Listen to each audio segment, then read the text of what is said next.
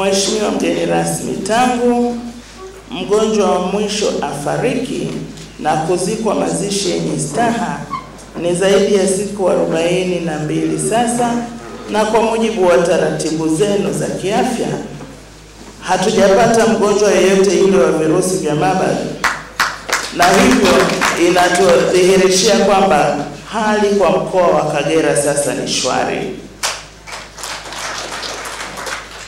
Mheshimiwa mgeni rasmi, kwa niaba ya wananchi wote wa mkoa wa Kagera, nitaanza kwa kutoa shukrani za dhati kabisa kwa Mheshimiwa Rais wetu wa Jamhuri ya Muungano wa Tanzania,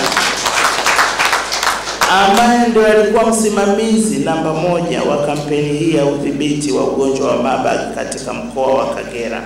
Na ninakumbuka siku ya pili tu toka kutangazwa kwa uwepo wa ugonjwa huu ulinifahamisha kwamba Mheshimiwa Rais ameridhia maombi yote ya pesa zilizohitajika kukabiliana na ugonjwa huu. Tunamshukuru sana Mheshimiwa Rais kwa kutujali sana wana Kagera. Lakini pia tunakushukuru sana wewe mwenyewe kwa juhudi kubwa ambazo umezifanya. Nakumbuka siku uliyopokea taarifa ya ugonjwa huu, masaa mawili baadaye tayari ulikuwa umekwisha andaa ndege ya kukodi kwa ajili ya kuja Kagera kushirikiana na sisi.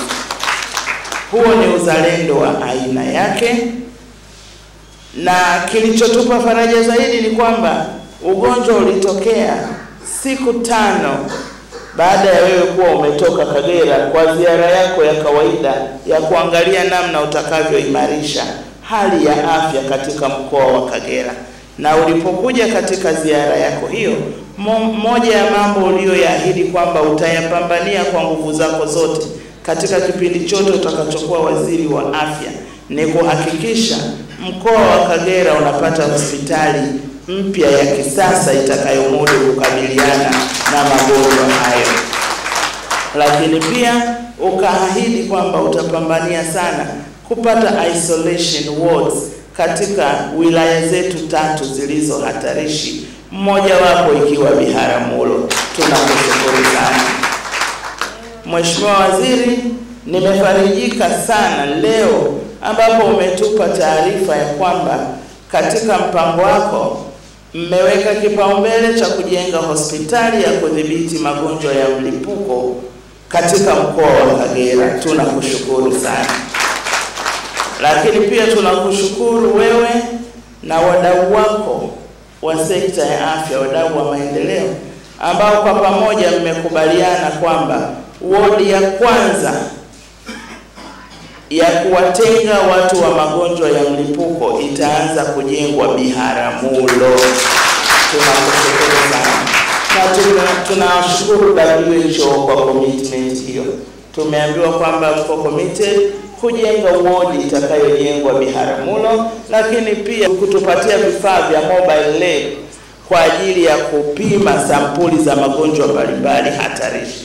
Ninakuwashukuru madaktari, sitakuwa na shukrani za kutosha kama sitawashukuru jeshi letu muhimu, jeshi la wataalamu wa afya ya jamii, community health workers.